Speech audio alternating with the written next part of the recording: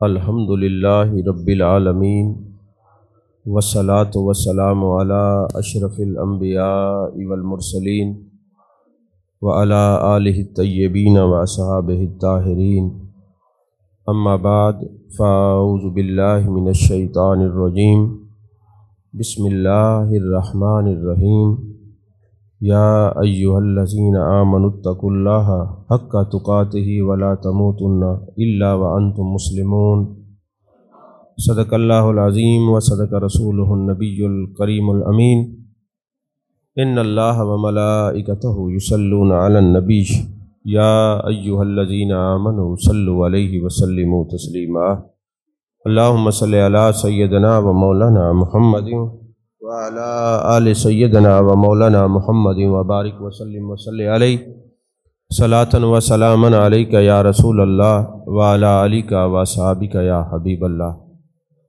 تمام تعریفیں اللہ تبارک و تعالیٰ کے لیے جو خالق کائنات بھی ہے، مالک ششجہات بھی، جو احد بھی ہے، صمد بھی ہے، جس کی شان لم یلد ولم یولد بھی۔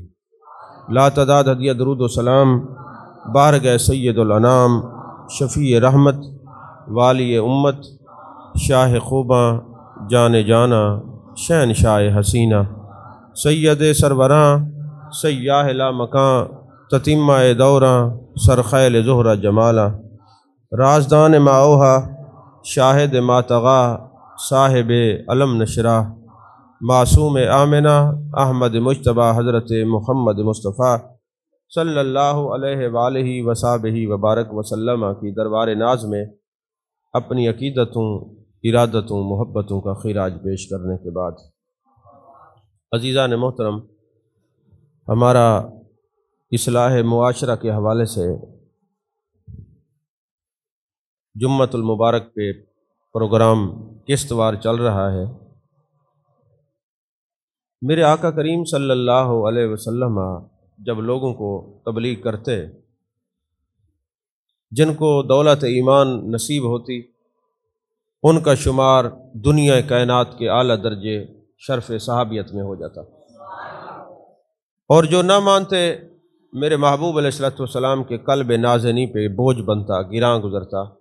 تو میرے محبوب پاک صلی اللہ علیہ وسلم کو اللہ تبارک و تعالی مختلف آیات بینات اور وحی الہی کے ذریعے اللہ ارشاد فرماتا، محبوب ہدایت دینا میرا کام ہے، آپ کا کام، آپ کا منصب یہ ہے کہ آپ نے لوگوں کو میرا رستہ بتانا ہے، ان کے دلوں کی کیفیات کو بدلنا، ان کی زندگیوں کو بدلنا، ان کو ہدایت دینا، یہ میرا کام ہے، آپ کا نہیں ہے۔ جو آپ کا کام ہے محبوب، آپ وہ کر رہے ہیں، جن کے دلوں میں آپ کی محبت ہوگی ان کا سینہ مدینہ بن جائے گا، ان کی کیفیات تبدیل ہو جائیں گی، اور پھر ان کو وہ درجہ ملے گا شرف صحابیت کا کہ کائنات کے اندر کتنا بڑا درجہ کیوں نہ ہو، صحابی کے برابر کسی کا درجہ نہیں ہو سکتا۔ عزیزان محترم، جس آیت کو میں نے آپ کے سامنے تلاوت کرنے کا شرف حاصل کیا ہے، اس کا سادہ ترجمہ کیا ہے؟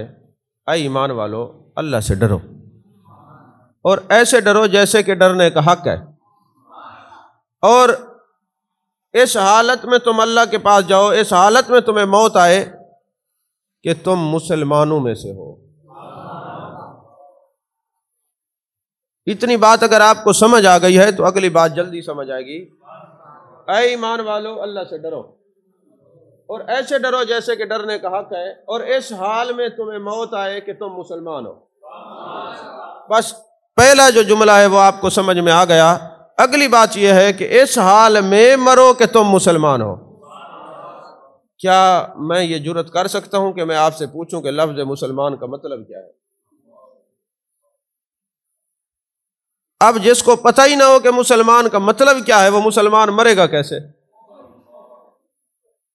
بڑی بڑی باتیں ہو گئیں، فلسفہ آپ نے سن لیا، منطق سن لی، تصوف پڑھ لیا، سارا کچھ ہو گیا، لیکن آج تک یہیں بیٹھے ہیں کہ مسلمان کا مطلب کیا ہے، مسلمان کا لفظی معنی کیا ہے، مسلمان کہتے کس کو؟ اب اللہ تبارک و تعالیٰ کا فرمان ہے، ڈیمانڈ ہے کہ اس حال میں مرنا کہ تم مسلمان ہو، اور مسلمان کو یہ نہیں پتا کہ مسلمان کا لغوی معنی کیا ہے، لغت میں مسلمان کہتے کس کو؟ مسلمان کا مطلب ہے گردن کو جھکا دینا، گردن کو رکھ دینا۔ یعنی کیا مطلب ہوا؟ مسلمان وہ ہے کہ جہاں جہاں حکم الہی ہے وہ اپنی گردن کو جھکا دے۔ مثال کے طور پہ نماز کا حکم ہے، گردن جھک گئی، روزے کا حکم ہے، گردن جھک گئی، زکوٰۃ کا حکم ہے، گردن جھک گئی، حج کا حکم ہے، استطاعت ہو گئی، گردن جھک گئی، اقربا پروری کا حکم ہے، گردن جھک گئی، صلہ رحمی کا حکم ہے، گردن جھک گئی۔ یعنی جو اللہ تبارک و تعالیٰ کے ایک ایک حکم پہ اپنی گردن کو جھکا کے رکھے اس کو مسلمان کہتے ہیں، اس کو مسلمان کہتے ہیں۔ اب اگر آپ کی گردن حکم الہی کے سامنے جھکی ہوئی ہے تو مبارک ہو، تو مسلمان ہو، اور اگر جھکی ہوئی نہیں، سرکشی میں اٹھی ہوئی ہے تو پھر ابھی دیر ہے، اور اس کی رحمت کے سامنے کوئی دیر ہی نہیں ہے۔ آج ہی اپنی گردن کو جھکا لو تاکہ مسلمانوں میں شمار ہو جائے۔ عزیزان محترم، جب بندہ اپنی گردن کو جھکا لیتا ہے اپنے رب کے سامنے تو وہ شکوک و شبہات اور تشکیک کی وادی سے نکل کر عالم تیقن پر فیض ہو جاتا ہے۔ پھر یقین کی جو آنکھیں جب کھلتی ہیں نا تو پھر یہ ظاہری کیفیات نہیں ہوتی، وہ عالم تیقن پر فیض ہوتا ہے، اور جب عالم تیقن پر فیض ہوتا ہے تو وہ ہر ایک کے اوپر اس کی کیفیات تبدیل ہوتی ہیں۔ مثال کے طور پہ حاتم الاسم ایک بزرگ ہیں، بڑے صوفی بزرگ ہیں۔ اسم کا معنی ہوتا ہے بہرا، عربی میں بہرے کو اسم کہتے ہیں۔ اور یہ حاتم الاسم کی شان یہ دیکھیے، داتا علی حجویری نے کشف المحجوب میں ان کا پورا باب باندھا ہے۔ یہ اتنا بڑا بندہ ہے جس کی تعریف داتا علی حجویری قدس سیر العزیز فرمائے وہ کتنا بڑا ہوگا۔ یہ اتنا بڑا ہے جس کو طبقات سلمی کے اندر عبد الرحمن سلمی امام الاصفیاء صوفیوں کا امام ہے، اس نے باب باندھا ہے۔ یہ حاتم الاسم وہ شخص ہے جس کو رسالہ کشیریہ عبد الکریم کشیری نے یہ باب باندھا ہے۔ داتا صاحب کے اساتذہ نے اس کو ڈسکس کیا ہے۔ حاتم الاسم وہ بزرگ ہیں، میں نے کسی تصوف کی کتاب میں الا ماشاءاللہ کوئی کتاب ایسی نہیں دیکھی جہاں حاتم الاسم کا ذکر نہ ہو۔ اسم کہتے ہیں بہرے کو۔ اب یہ حاتم الاسم کیسے بنے؟ آپ کے سامنے ایک عورت بیٹھنے لگی، اوور ویٹ تھی، تو اس سے کوئی غیر اخلاقی فعل سرزد ہوا، اور حضرت حاتم الاسم بیٹھے رہے۔ وہ عورت شرمندہ ہوئی کہ یہ تو اللہ کے ولی ہیں، میرے بارے میں کیا سوچیں گے، اس عورت کو بیٹھنے کی تمیز ہی نہیں ہے۔ جب وہ عورت بولی نا، سلام کیا، تو آپ نے فرمایا کیا کہا تم نے کیا کہا؟ مجھے سمجھ نہیں آئی۔ یہ تصوف ہے۔ کان لگا کے لوگوں کے عیبوں کو سننا تصوف نہیں ہے۔ کان لگا کے لا تجسسو، قرآن کہتا ہے جاسوسی ٹو میں نہ رہنا، یہ تصوف نہیں ہے، بلکہ کہا مجھے سمجھ نہیں آئی، ذرا اونچا بولو، میں بہرا ہوں، میں سنتا نہیں۔ اور یہ حاتم الاسم جب تک زندہ رہے نہ، جب تک وہ عورت زندہ رہی، آپ بہرے پن کا مظاہرہ کرتے رہے، بہرے نہیں تھے کہ اس کو یہ خبر نہ ملے کہ یہ بہرے نہیں تھے، اس کی دل آزاری نہ ہو۔ مخلوق خدا کے دلوں کا حال اس طرح، ان کو ڈھارس بنانے والے کو صوفی کہتے ہیں۔ یہ تصوف ہے۔ مجھے اس سے غرض نہیں ہے کہ مجھے 18 سال ہو گئے آپ کو تصوف سمجھاتے ہوئے، آپ کو یہ علیحدہ بات ہے، ایک تصوف کی تے بھی سمجھنی ہے، اس سے مجھے بھی غرض نہیں ہے، سمجھ آئے یا نہ آئے۔ مجھے غرض یہ ہے کہ ہم اپنی ڈیوٹی کو خوب نبھا رہے ہیں۔ تصوف کی اس وادی میں آپ کو لے کے چلے، کچھ نہیں گھسیٹتے ہوئے جا تو رہے نا۔ اگر چونٹی صوفی نہیں بنتی، کبوتر کے پر میں آ بھی جائے تو پرواز اس کی بھی ہو ہی جاتی ہے نا، نہیں ہے پرواز تو اس کی ہو ہی جاتی ہے۔ کبھی کسی کو ایک بات تو سمجھ آئے گی، کچھ نہیں تو آپ لوگوں کے عقیدے تو بچے ہوئے ہیں نا۔ آپ کوئی گستاخ یا بے ادب یا بد مذہب لوگوں کے سامنے تو نہیں بیٹھتے نا، بس ہمیں ہمارا تصوف مل گیا۔ الدین کلو ادب، التصوف کلو ادب۔ دین بھی ادب کا نام ہے، تصوف بھی ادب کا نام ہے۔ چلو بے ادب میں نہیں ہے، یہی تو تصوف ہے۔ چلیں کچھ نہیں، میں یہ تو نہیں کہتا آپ ولی غوث قطب ابدال بن جائیں، چلو ادب والے ہی بن جائیں، اور یہ بنتے ہی ادب والے وہی ہیں جو ولی غوث قطب ابدال کے چاہنے والے ہوں۔ تو یہ حاتم الاسم رحمت اللہ علیہ نے ساری زندگی جب تک عورت زندہ رہی کہا میں بہرا ہوں. اور پھر ایک اور بزرگ تھے وہ بہرے نہیں تھے، وہ کہتے مجھے سنائی نہیں دیتا، ذرا اونچا بولو. تو آخر پھر کبھی راز کھلتا ہی تو ہے نا. اللہ کی مخلوق کے دل کو راضی کرنے کے لیے کوئی اختیاری طور پہ کوئی بندہ کچھ کرتا ہے تو اللہ بھی فرماتے ہیں میرے بندے تو میری مخلوق کو راضی کرنے کے لیے تو نے بہانہ بنایا، پھر میں تیری عزتوں کو بحال نہ کروں تو پھر خدا نہ کہنا. تو وہ بزرگ جو ہے نا وہ بہرے نہیں تھے، ساری زندگی بہرے رہے. ایک دن نہ دیکھا کہ یہ مکڑی کا جالا نہیں ہوتا، تو مکڑی کے جالے میں نہ ایک مکھی پھنس گئی. اب مکھی کو دیکھ رہے، مکھی جالے میں جب پھنسی تو نکل نہیں سکتی تھی اور وہ مکھی آواز نکال رہی تھی، بن بنا رہی تھی. آپ نے اپنے ایک مرید کو کہا دیکھا جس طرح یہ مکھی شور کر رہی ہے نا جالے سے نہیں نکلتی، اسی طرح جب کوئی بندہ دنیا میں پھنس جاتا ہے نا پھر وہ شور بھی کرتا ہے، دنیا اس کو چھوڑتی ہے. توجہ ہے کہ نہیں ہے؟ آج ہو سکتا ہے میں 5 منٹ آپ کے زیادہ لوں. تو وہ مکھی جو ہے نا پھنسی ہوئی ہے، وہ مرید بھی کوئی آج کے دور کا مرید نہیں تھا. اس نے کہا غریب نواز صاحب کو تو پتہ لگے ڈورے ہی گئے تو مکھی کی آواز کی سن گئی. ہائے ہائے سمجھ ہی نہیں آئی آپ کو. ہمیں تو پتہ تھا بہرے ہیں، یہ مکھی کی آواز کیسے سن لی؟ یہ آج راز کھولیں. کہا بیٹے میں بہرا نہیں ہوں، میں نے یہ خود یہ اختیاری کی ہوئی ہے. جب لوگ میرے سامنے بیٹھتے ہیں یہ اتنے ظالم ہیں میرے سامنے بیٹھ کے میرے شکوے کرتے ہیں، وہ عیب میرے اندر ہوتا ہے تو میں اپنی ذات سے نکال دیتا ہوں، اس لیے میں نے یہ مظاہرہ کیا ہوا ہے.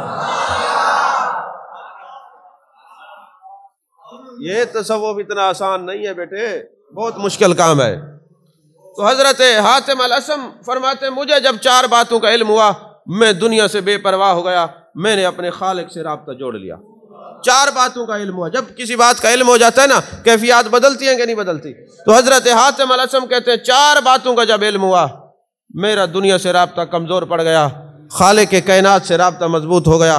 پہلا مجھے یہ پتہ چلا میرا رزق اللہ نے میرا مقدر کر دیا ہے، اور جب اللہ رزق کو مقدر کر دیتا ہے اس میں کمی بیشی نہیں ہوتی. تو جب مجھے پتہ چلا جو میرے مالک نے میرا رزق لکھ دیا ہے میں اس پر زیادہ کی کوشش میں بھی نہیں پڑتا. جو میرا رزق میرے مالک نے لکھ دیا ہے میں اب زیادہ سے لالچ سے بے نیاز ہوں. جو میرے مالک نے لکھا ہے وہ تو مجھے ملے گا نا. اور دوسری بات مجھے یہ سمجھ آئی ہے کہ خدا کا مجھ پر حق ہے،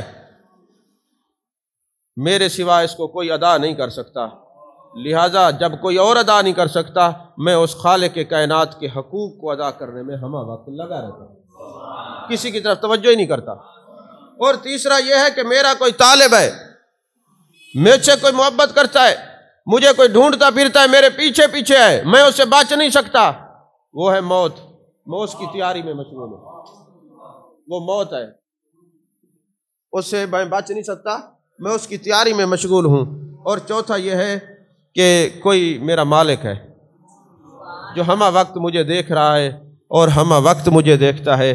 دنیا میں کوئی باپ دیکھے بندہ خطاؤں سے بچ جاتا ہے، دنیا میں کوئی جو ہے کیمرے کی آنکھ دیکھ رہی ہو بندہ خطاؤں سے بچ جاتا ہے. کہا میرا کوئی مالک ہے جو ہمہ وقت مجھے دیکھ رہا ہے، میں اسے دیکھ رہا ہوں وہ مجھے دیکھ رہا ہے، اب میں اسے دیکھتا ہوں وہ مجھے دیکھتا ہے، اب میں نافرمانی کرتا ہی نہیں کیونکہ میں اس کے علاوہ کسی کو دیکھوں تو نافرمانی ہو. اللہ اکبر کبیرہ. عزیزان محترم، ایک بزرگ ہے جب رب سے توجہ ہو جائے تعلق بن جائے پھر کیا کیفیات ہوتی ہیں. ایک بزرگ ہے جن کا نام ہے ابو طاہر عراقی رحمت اللہ علیہ. تو اس وقت جو سواری تھی نا گدھا ہوا کرتی تھی، وہ گدھے پہ سوار ہو کے آ رہے تھے تو لڑکوں نے چند چھچورے لڑکے کھڑے تھے، انہوں نے شور مچایا، انہوں نے کہا پیر زندیق آ رہا ہے، یعنی جھوٹا پیر آ رہا ہے، 2 نمبر پیر آ رہا ہے. آپ کے جو مریدین تھے نا انہوں نے کہا ہم ان کو مارتے ہیں. فرمایا ان کو مت مارو، تم چلو میں ان کو کچھ نہ کہو تو تمہیں ایک راز کی بات بتاتا ہوں. جب گھر گئے نا تو کہا یہ جو خطوط لوگوں کے آئے ہوئے ذرا یہ تھیلا اٹھا کے لے آؤ. جب تھیلا اٹھا کے لے آئے تو کسی نے لکھا ہوا تھا حضور شیخ الاسلام ابو طاہر عراقی، کسی نے کہا خطیب العصر طاہر عراقی، کسی نے کہا قطب الاولیاء سرتاج الاولیاء سلطان الاولیاء فلاں فلاں. فرمایا دیکھو یہ ہزاروں خطوط ہیں، ان کے اندر کسی نے مجھے شیخ الاسلام کہا، کسی نے وقت کا ولی کہا، کسی نے وقت کا غوث کہا، اتنی زیادتی تو نہ کرو، پہلے ان کو انعام تو دے دو، پھر ان کو جا کے سزا دینا۔ توجہ ہے کہ نہیں ہے؟ پہلے ان کو انعام تو دے دو نا، پھر ان چند لڑکوں کو جا کے سزا دینا۔ کہا جب کوئی تمہاری تعریف کرتا ہے تم خوش ہوتے ہو، اور کوئی ناراض ہوتا ہے تو پھر کوئی گلہ کرتا ہے تو تم ناراض ہوتے ہو اور کہتے ہو اس سے بدلہ لے لوں۔ نہیں نہیں، اگر یہ عزت ذلت بندے کے ہاتھ میں ہوتی تو آج کسی کی عزت محفوظ نہ ہوتی، یہ تو خالق کائنات کے ہاتھ میں ہے۔ جب کوئی تمہاری تعریف کرے اس کا شکر ادا کرو، جب شکوہ کرے اس کی طرف توجہ کرو، سب کچھ وہ دیتا ہے، بندہ کسی کو کچھ نہیں دے سکتا۔ اور یہی ابو طاہر عراقی جو ہیں حضرت سعید بن مسیب رضی اللہ تعالیٰ عنہ، یہ تابعی ہیں، اور یہ کوئی عام تابعی نہیں ہے۔ جب یزید نے مسجد نبی شریف پر حملہ کیا تھا نا، تو یزیدی فوج نے صحابہ کو، تابعین کو معاذ اللہ شہید کیا، سزائیں دیں، تو یہ میرے آقا کریم صلی اللہ علیہ وسلم کی قبر انور کو چمٹ کے سو گیا اور اپنے دیوانہ ہونے کا اعلان کیا کہ انہوں نے یہ سمجھے یہ دیوانہ ہے۔ اور یہ حضرت سعید بن مسیب رضی اللہ تعالیٰ عنہ فرماتے ہیں میں 3 دن جانے کائنات جانے عالم مصطفیٰ جان رحمت صلی اللہ علیہ وسلم کی قبر انور کو چمٹا رہا، اور 3 دن تک رب کعبہ کی قسم میں نے مزار کے اندر سے اذان کی بھی آواز سنی ہے اور جماعت کی بھی آواز سنی ہے۔ وہ سعید بن مسیب جب یہ ابو طاہر عراقی ان سے سوال کرتے ہیں حضور والا کوئی ایسا حلال بتاؤ جس میں حرام نہ ہو، کوئی ایسا حرام بتاؤ جس میں حلال نہ ہو، کوئی بتاؤ تو صحیح کوئی راز کی بات۔ انہوں نے کیا جواب دیا؟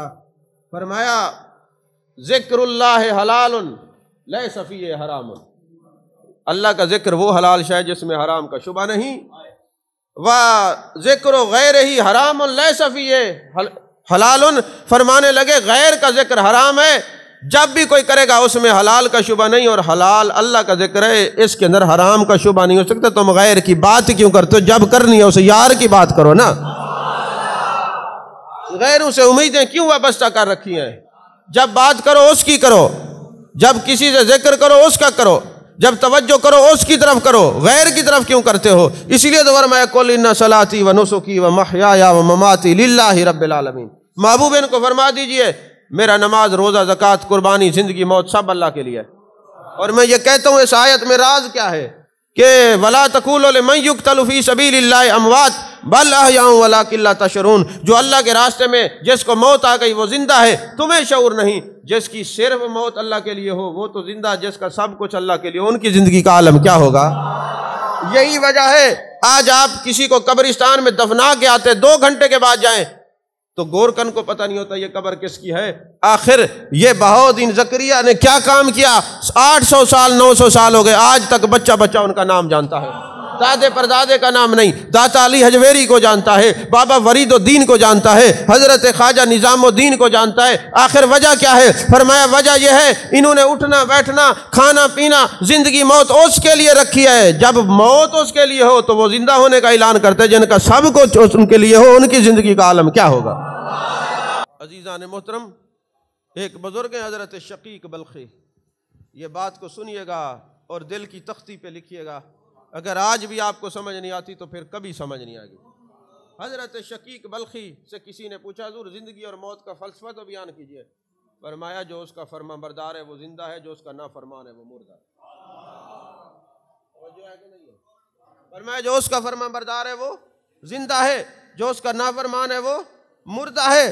فرمایا تم نے زندہ دیکھنا ہو تو تم فرما برداروں کو دیکھا کرو، اور مردے کو دیکھنا ہو تو نافرمانوں کو دیکھا کرو۔ کیوں؟ جو یہاں پر فرما بردار ہیں وہ ادھر بھی زندہ ہیں، جب مزار میں چلے جاتے ہیں ادھر بھی زندہ ہی رہتے ہیں، اور جو مردے ہیں وہ یہاں بھی مردے رہتے ہیں اور قبر میں جا کے بھی مردے ہیں۔ اور مردوں کی قبر کے اوپر کبے نہیں بنتے، وہ زندوں کی قبر پہ بنا کرتے ہیں۔ یہ میں اولیاء کی بات کر رہا ہوں، ویسے تو بادشاہوں کے کبے بھی ہیں۔ ویسے آج کل جو چرسی بنگی گامے شاہ اور ترامے شاہ اور تانبے شاہ اور فلانے شاہ جو بھی جاہل بلاں چرسی بنگی مرتے ہیں اس کی مزار بنا دیتے ہیں۔ میں کبھی کبھی سوچتا ہوں یہ مزار والے چلے جائیں گے کہ یار اب انہوں نے ہمارے جیسے گھر بنانے شروع کر دیے ہیں جی۔ دین کے روپ میں جب چور آ جائے نا تو پھر دین والے بدنام ہو جاتے ہیں۔ تو اسی طرح مزار چرسی بنگیوں کی بنانی شروع کر دو گے تو پھر مزار والے چلے جائیں گے، وہ کہیں گے بھئی اب لوگ تو یہ سمجھتے تھے کہ حضرت شاہ رکن عالم کا اتنا بڑا مزار ہے، اتنا قبہ ہے، اتنی شان کا مالک ہے، پھر جب ویسے مزار بننے لگیں گے تو مزار والے مزار میں نہیں رہتے۔ بہرحال تو حضرت شقیق بلخی رحمۃ اللہ علیہ فرماتے ہیں میں ایک دن گیا بلخ کے اندر اور میں نے دیکھا وہاں قحط سالی ہے، اور قحط سالی ایسی ہے کہ درختوں کے پتے ختم ہو گئے، زمین کی گھاس ختم ہو گئی، لوگوں نے کھا کھا کے ختم کر دیا، حتیٰ کہ ایک دوسرے کو نوچ نوچ کے کھانے لگے۔ یہ قحط سالی کا عالم تھا۔ تو حضرت شقیق بلخی کہتے ہیں میں نے ایک نوجوان کو دیکھا جو ہنس رہا ہے۔ اب ظاہر سی بات ہے، آپ کسی فوتگی میں جائیں، جنازے میں جائیں، سارے رو رہے ہیں اور ایک دانت نکال رہا ہو تو آپ تو دیکھیں گے نا بھئی اس کو کیا ہوا، یہ مرنے والے پہ خوش ہے یا وجہ کیا ہے، یہ کیوں جو ہے ہنس رہا ہے۔ تو جب وہ نوجوان ہنسا نا تو حضرت شقیق بلخی نے اس کی طرف توجہ اور بلایا، نوجوان ادھر آؤ میری بات سنو۔ وہ نوجوان قریب آ گیا، آپ نے فرمایا ایک بات بتا، قحط سالی ہے، درختوں کے پتے کھانے کے لیے ختم ہو گئے، بندہ بندے کو کھا رہا ہے، بچا کچھ نہیں اور تو دانت نکال رہا ہے، وجہ کیا ہے؟ اس نے کہا اس علاقے کا جو چودھری ہے نا، گاؤں کا بڑا ہے، میں اس کا غلام ہوں، میں اس کا خادم ہوں، اس کی زمینیں بڑی ہیں، اناج بھی بڑا ہے، جب اس کے پاس سب کچھ ہے، جب میرا مالک اتنا امیر ہے تو مجھے کسی سے پریشان ہونے کی ضرورت کیوں ہے؟ توجہ ہے کہ نہیں ہے؟ حضرت شقیق بلخی کہتے ہیں میں عام آدمی تھا، تصوف سے میرا کوئی لینا دینا نہیں تھا، علم معرفت میں سمجھتا نہیں تھا، طریقت کا نام نہیں سنا تھا۔ کہتے جب اس نوجوان نے یہ کہا کہ میرا جو مالک ہے اس کے پاس تو سب کچھ ہے، مجھے پریشان ہونے کی ضرورت نہیں، مجھے دھچکا لگا اور میں نے کہا اوے شقیق تیری یہ بد نصیبی ہے، ایک گاؤں کا مالک اس کا مالک ہو، یہ خوش ہے، یہ کائنات کا مالک تیرا اللہ مالک ہے، تو آج بھی پریشان پھرتا ہوا نظر آ رہا ہے۔ فرمایا پوری کائنات کا مالک تو تیرا اللہ ہے، تو پریشان ہے۔ فرماتے ہیں مجھے وہ نوجوان زندگی بھر نہیں بھولا، وہ کون تھا مجھے اس سے غرض نہیں، لیکن حضرت شقیق بلخی سے جب کوئی پوچھتا تیرا مرشد کون ہے، فرماتے جانتا نہیں ہوں، پتہ نہیں کون تھا، ہے وہی نوجوان میرا مرشد جس نے مجھے یہ بتایا ہے کہ دیکھو تو میرا مالک ایک گاؤں کا چودھری ہو سکتا ہے، خان ہو سکتا ہے، ایم پی ایم این اے ہو سکتا ہے، ان کے جو ماننے والے ہیں وہ پریشان نہیں ہوتے کہ ہم فلاں دنیا دار کے پاس رہتے، ہمیں کس چیز کی پریشانی ہونی چاہیے۔ تو خدا کے بندو، جب ہمارا مالک اللہ ہے، ہمارا خالق اللہ ہے، ہمارا معبود اللہ ہے، ہمارا الہ اللہ ہے، ہمیں دینے والا اللہ ہے، عزت ذلت اس کے ہاتھ میں ہے، پھر یہ دنیا داروں کے در پہ جا کے یہ لوس کے منہ مارنے کی ضرورت کیا ہے؟ ہر وقت اپنے رب کی طرف متوجہ رہیے، وہ خالق کائنات تمہیں عزتوں سے نواز دے گا۔ حدیث پاک ہے حضرت حارثہ رضی اللہ تعالیٰ عنہ محبوب کے کتنے پیارے صحابی ہیں۔ یہ جب میں حدیث پڑھتا ہوں نا تو میرے دل کی کیفیت بدل جاتی ہے، میرے بال کھڑے ہو جاتے ہیں، رونگٹے کھڑے ہو جاتے ہیں، اور میں دعا کرتا ہوں اللہ کرے ہمیں بھی اللہ تعالیٰ ایمان کی حقیقت عطا فرمائے۔ ہر چیز کی کوئی نہ کوئی حقیقت ہے، ہر چیز کی کوئی نہ کوئی حقیقت ہے۔ اشیاء کے حقائق پر تصوف کے اندر بڑی باتیں ہیں، لیکن اب مصیبت یہ ہے کہ سمجھے تو ہم بحث کریں، کوئی اس لیول کا کوئی بندے بیٹھے ہوں تو ہم بحث کریں بھئی اشیاء کے حقائق کیا ہوتے ہیں، تو آپ نے تو ادھر سے سننا اور ادھر سے، آپ تو کئی تو بیچارے ابھی بے چین بیٹھے ہوں گے کہ پتہ نہیں 1:45 کتنے بجے ہوتی ہے، جان چھوڑے اور ہم خطبہ پڑھے اور جائیں۔ سچی بات ہے، اور اس کا حشر ہم دیکھ رہے ہیں کہ جب کوئی بات آتی ہے، کوئی میسج آتا ہے، جواب نہیں آتا، اولادیں گریبان پکڑتی ہیں، پھر بھاگتے ہیں جی او صحیح دسو میں کہ ہوں والے ہوچ نال بہوا تو پتہ لگی وجہ۔ توجہ ہے کہ نہیں ہے؟ یہ آج جو اپنی نوجوان نسلوں کو اپنے مرکز سے، اپنے مراکز سے، اہل سنت کے علماء سے، علماء ربانیین سے جوڑ کے نہیں رکھتے، خدا کی قسم اس منبر پہ کہہ رہا ہوں کل کو پریشان ہوں گے۔ یہی تم قبروں میں چلے جاؤ گے، یہ بچے کہیں گے میرا باپ کافر تھا، مردار تھا، مردود تھا، یہ تمہیں سزا ملے گی آج تم اپنے مراکز سے اپنے بچوں کو دور کرتے ہو، ان کو نہیں ملواتے۔ ٹھہر جاؤ، تمہارے مرنے کی دیر ہے، بد مذہبوں نے تمہاری ینگ جنریشن کو لے لیا ہے، اب انہی کے بچے بچیں گے، عشق والے ہوں گے، ادب والے ہوں گے، جن کا عالم ربانیین سے، عالموں سے تعلق ہے، ورنہ کچھ نہیں بچے گا۔ لکھ لو آج میری بات، تم قبر کے اندر بھی رو گے، پچھتاؤ گے کہ کاش جیسے ہم جاتے تھے ہم اپنے بچوں کو بھی لے جاتے، تو آج وہ ہمیں مردود نہ کہتے، وہ کہیں گے مر گیا مردود، نہ فاتحہ نہ درود۔ کیسا علم پڑھا ہے؟ باپ نے نہ دن دیکھا نہ رات دیکھا، نہ صبح دیکھی نہ شام دیکھی، نہ حلال دیکھا نہ حرام دیکھا، نہ دھوپ دیکھی نہ گرمی دیکھی، وہ کماتا رہا۔ مرنے کے بعد بیٹے نے کیا صلہ دیا؟ اوے تیرا ابا جو موئے کول نہیں وے کرائے، مر گیا مردود، نہ فاتحہ نہ درود۔ اس نے باپ کو مردود کہہ دیا۔ یہ تو اس نے علم پڑھا ہے، یہ علم پڑھا ہے، یہ ادب والوں کے پاس بیٹھا ہے۔ ایک دفعہ فاتحہ اور 3 دفعہ قل واللہ شریف پڑھ کے جو باپ کو نہیں بخشتا، یہ ایسے عالموں کے پاس بیٹھا ہے۔ توجہ ہے کہ نہیں ہے؟ آپ کا ایمان بھی ایک کلپ کا مار ہے، 30 سیکنڈ کا کلپ آتے آپ سنتے ہیں اور ایمان سے ہاتھ دھو بیٹھتے ہیں۔ اس کا مطلب یہ ہے کہ آپ کا ایمان جو ہے سوشل میڈیا سے جڑا ہوا تھا۔ دنیا داروں کا ایمان سوشل میڈیا سے جڑا ہوا ہے، مگر ادب والوں کا ایمان گنبد خضرا کے مکین سے جڑا ہوا ہے۔ یہ ہر وقت اپنے دل کی دنیا کو گنبد خضرا کے مکین کی طرف جوڑ کے رکھتے ہیں، پھر جانے کائنات جانے عالم مصطفیٰ جانے رحمت صلی اللہ علیہ وسلم جب توجہ فرماتے ہیں تو یہ سینہ مدینہ بن جاتا ہے۔ عزیزان محترم، حضرت حارثہ رضی اللہ تعالیٰ عنہ جانے کائنات جانے عالم مصطفیٰ جانے رحمت صلی اللہ علیہ وسلم کی بارگاہ میں جاتے ہیں۔ میرے آقا نے فرمایا اے حارثہ بتاؤ تم نے صبح کس حال میں کی ہے، کس حال میں تیری صبح ہوئی ہے؟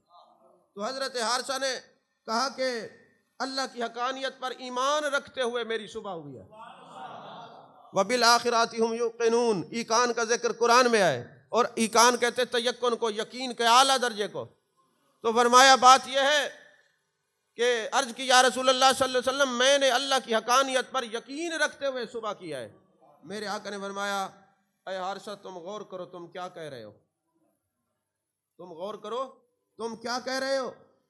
ہر شے کی کوئی نہ کوئی حقیقت ہوتی ہے، اے حارثہ بتا تیرے ایمان کی کیا حقیقت ہے۔ اب محبوب کو سمجھانا چاہتے ہیں نا، جانتے تو ہیں۔ اے حارثہ تیرے ایمان کی کیا حقیقت ہے؟ انہوں نے عرض کی میں نے اپنے آپ کو دنیا سے قطع تعلق کر کے اپنا رابطہ اور تعلق اپنے رب سے بنا لیا۔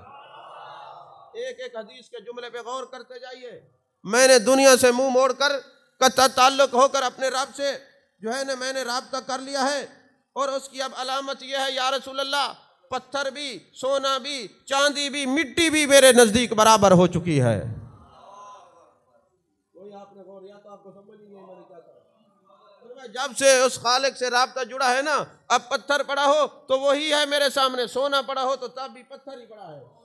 اب پتھر اور سونے کی اور چاندی کی، مٹی کی حیثیت میرے سامنے برابر ہو گئی ہے۔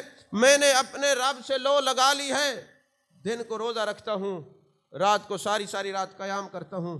اب میری یہ کیفیت ہو گئی ہے کہ میں عرش کو واضح طور پہ دیکھتا ہوں، اس کے جلووں کو واضح طور پہ دیکھتا ہوں۔ میرے سامنے جنت اور دوزخ ہے، جہنمیوں کو شرمسار ہوتے میں دیکھ رہا ہوں۔ یا رسول اللہ حجابات اٹھ گئے ہیں، پردے اٹھ گئے ہیں، ہر شے میں عالم حجابات کو وہ قطع نظر کر کے دیکھ رہا ہوں۔ جنت بھی نظر کے سامنے ہے، جہنم بھی میرے نظر کے سامنے ہے۔ میرے آقا نے حضرت حارثہ کے کندھے پہ ہاتھ رکھا اور فرمایا اے حارثہ تم نے ایمان کی حقیقت کو پا لیا ہے، تم نے اپنے ایمان کی حقیقت کو پا لیا ہے، تم نے اپنے ایمان کی حقیقت کو پا لیا ہے۔ اب محبوب کیا بتانا چاہ رہے ہیں کہ جب اس سے تعلق جوڑو گے نا تو پھر یہ ڈر تو نہیں ہوگا کہ کوئی ذلیل کرے گا۔ جب اس سے تعلق جوڑو گے تو یہ تو نہیں ہوگا کہ بندہ عزت دے گا۔ جب اس سے تعلق جوڑو گے پریشانی تو نہیں ہوگی، رزق میں کمی ہوگی۔ جب اس سے تعلق جوڑو گے تو پھر یہ تو لالچ تو نہیں ہوگی نا۔ کشتی پانی کے اوپر رہے تیرتی رہتی ہے، پانی کشتی میں آ جائے تو ڈوب جاتی ہے۔ تو دنیا میں رہو اس کے ہو کے رہو۔ حضرت شیخ عبد الواحد رحمۃ اللہ علیہ بہت بڑے بزرگ ہیں، وہ دن میں روزہ رکھتے اور رات کو ساری رات قیام کرتے۔ اور ایک دن ایسا ہوا دل میں کیفیت آئی کہ میں اپنے رب سے پوچھوں میں تیرا بندہ ہوں، اتنا پیار کرتا ہوں اور ہر وقت تجھ سے محبت کرتا ہوں، تو ظاہر سی بات ہے گستاخ جنت میں نہیں جائیں گے، محبت والے تو جائیں گے نا۔ تو میں اپنے رب سے سوال کر کے پوچھوں میرے مالک مجھے یہ کوئی اشارہ کر، مشاہدہ کروا، یہ بتا جنت میں میرا ساتھی کون ہوگا۔ توجہ ہے کہ نہیں؟ آپ تو جب سوتے ہیں بینک بیلنس کتنا ہو، فلانا کتنا ہو، زمینیں کتنی بنانی ہے، جائیدادیں کتنی بنانی ہے، یہ سوچتے ہیں۔ اللہ والے یہ سوچتے ہیں کہ جب وہاں جائیں گے تو کہاں ہوں گے، کس کے دامن میں ہوں گے، کس کے قدموں میں ہوں گے۔ اب سوچ کی فکر ہے۔ اب تمہاری سوچ ہے دنیا داری کی، عرفاء کی سوچ ہے اس کے تعلق کی، کیا تم دونوں برابر ہو؟ هل يستوي الذين يعلمون والذين لا يعلمون، کہ علم والے برابر نہیں ہوتے اور جاہل اور عالم برابر نہیں ہوتے. علم والے اور ہیں، جاہل اور ہیں. جو جاہل ہے وہ عالم نہیں، جو عالم ہے وہ جاہل نہیں. توجہ ہے کہ نہیں ہے؟ عزیزان محترم، وہ انہوں نے شیخ عبد الواحد نے دعا کی، میرے مالک جنت میں میرے ساتھ کون ہوگا، ذرا یہ تو دکھا دو. اور بندہ اس کا محبوب وہ دعا کرے پھر وہ مشاہدہ نہ کرے، یہ تو اس کی شان کریمی کے خلاف ہے نا. اگرچہ وہ کسی کا پابند نہیں، کریم نہ کرم کرتے وقت یہ نہیں دیکھتے یہ لائق ہے یا نہیں ہے، اس کی یہ ضرورت ہے کہ نہیں ہے. وہ کریم اپنے کرم کے مطابق کرم کرتے ہیں. یہ شان کریمی کی یہ بھی ایک اللہ کی عطا ہوتی ہے. اب ہوا یہ جناب والا، رات کو جب سوئے نہ خواب دیکھتے ہیں، کسی نے کہا عبد الواحد جنت میں جو تیری ساتھی ہے نا، میمونہ اس کا نام ہے اور حبشی عورت ہے. حبشی جو سیاہ فام ہوتے ہیں نا، حبشی، وہ تیری جنت میں ہم نشین ہوگی، جنت میں تیرے ساتھ وہ رہے گی. رہتی کہاں ہے؟ فلاں جگہ رہتی ہے. شیخ عبد الواحد نے صبح جناب مصلی لپیٹا، کندھے پہ رکھا، چلو جا کے ملاقات کرتے، دیکھیں تو صحیح وہ ایسا عمل کون سا کرتی ہے جس کی وجہ سے اتنا بڑا شیخ عبد الواحد، توجہ ہے کہ نہیں، اتنا بڑا وقت کا امام الوقت اور ابن الوقت صوفی، اتنا بڑا اللہ سے محبت رکھنے والا، اور ایک حبشی عورت ہے. چل پڑتے ہیں، پوچھتے کئی دن کا سفر کرتے کرتے جب وہاں پہنچتے ہیں نا، پوچھتے ہیں یہاں ایک میمونہ عورت رہتی ہے. انہوں نے کہا وہ تو پگلی ہے، وہ تو دیوانی ہے، بکریاں چرا رہی ہوگی کہیں، وہ تو عام سی عورت ہے، آپ اتنے بڑے ولی اس کو کیوں ڈھونڈ رہے ہیں؟ انہوں نے کہا یہ تمہیں نہیں بتا سکتا. زاہد نگاہ کم سے کسی رند کو نہ دیکھ، شاید کہ اس کریم کو تو ہے کہ وہ پسند. توجہ ہے کہ نہیں ہے؟ شاید کہ اس کریم کو تو ہے کہ وہ پسند. تو کسی کو کم نہ دیکھنا، پتہ نہیں وہ کس میں مستور ہے، اس کے جلوے کہاں مستور ہیں، اس کی عنایات کہاں چھپی ہوئی ہے. کسی کو کم نہ سمجھ. وہ حضرت خواجہ حسن بصری رحمۃ اللہ علیہ نا ایک گناہ گار کے جنازے میں نہ گئے. اس نے اپنی ماں کو بھیجا، میں مرنے والا ہوں، حسن بصری کو میرے جنازے میں آ جائے. اور میں نہیں، میں نے اس کو ایک توبہ کرائی، یہ بھاگ گیا، پھر کرائی، پھر بھاگ گیا، پھر کرائی، پھر بھاگ گیا، میں تو نہیں جاتا. حسن بصری جو ہے نا نہ گئے، اس کی تدفین ہو گئی. رات کو جب سوئے نا تو جمال الہی کی زیارت ہوئی تو کیا فرمایا، حسن بصری میرے بندوں کو مجھ سے دور کرتے ہو. پھر وہی حسن بصری تھے اس مرنے والے کی قبر پہ کھڑے رو رہے تھے کہ تو مجھ سے بہتر ہے. توجہ ہے کہ نہیں ہے؟ چھوڑو یہ باتیں کون نیک ہے کون گناہ گار ہے، تو اپنی نبیر تینوں ہور نال کی. سمجھ آئی کہ نہیں آئی؟ یہ کیا تم لوگوں نے غیبت چغلیاں اور حسد یہ دندے بنا لیے، سب کچھ یہیں پڑا رہے گا. موت سر پہ کھڑی ہے، لوٹو اپنے رب کی طرف. تو یہ جناب جب وہاں پہ پہنچے نا، انہوں نے کہا یہ تو پگلی عورت ہے، بکریاں چرا رہی ہوگی. انہوں نے کہا یہ پگلی نہیں ہے، اگر یہ پگلی ہے تو دنیا میں پھر سیاںہ اور دانا کوئی ہے ہی نہیں. یہ پگلی بکریاں زمین پہ چراتی ہے اور مجھے بتایا جا رہا ہے جنت میں تیری ساتھی ہوگی، میں دیکھنا چاہتا ہوں. جب گئے تو حضرت شیخ عبد الواحد رحمۃ اللہ علیہ فرماتے ہیں کہ میں دیکھ کے حیران ہو گیا، وہ مصلی بچھا کے نوافل پڑھ رہی ہے اور بکریاں اور بھیڑیے ایک ہی ریوڑ کے اندر ساتھ ساتھ چر رہے ہیں. اور جب بکریاں چر کے فارغ ہوتی ہیں آ کے ساتھ میمونہ کے پاس بیٹھ جاتی ہیں. یہ میں نظارہ دیکھتا رہا. جب اس نے سلام کیا، سلام پھیرنے کے بعد نے مجھے دیکھا، کہنے لگی عبد الواحد میرا یہ سن کے آئے ہو کہ جنت میں تیری ساتھی ہوں گی، یہ دیکھنے کے لیے آئے ہو؟ توجہ نہیں فرمائی آپ نے. یہ دیکھنے کے لیے آئی ہو کہ جنت میں تیری ہم نشین ہوں گی. کہا میمونہ تجھے پتہ کیسے چلا؟ کہا جب بندہ سب کچھ لٹا کے اس کا ہو جاتا ہے، وہ حجابات اٹھا دیتا ہے، پھر اس کی نظر میں کچھ چھپا ہوا نہیں ہوتا. تم لوگوں نے میرا ظاہر دیکھا ہے، باطن نہیں دیکھا. تم نے میرا یہ سیاہ فام یہ کالی رنگت دیکھی ہے، میرے دل کا نور نہیں دیکھا، میرے سینے کا حسن نہیں دیکھا. تمہیں کیا پتا؟ اور یہ تبھی ہوتا ہے جب بندہ اس کی طرف توجہ کرے. تو میں نے کہا سمجھ گیا ہوں، جو سوال لے کے آیا ہوں سمجھ گیا ہوں. بس ایک بات بتا دے، یہ جانور تو کسی کے نہیں ہوتے.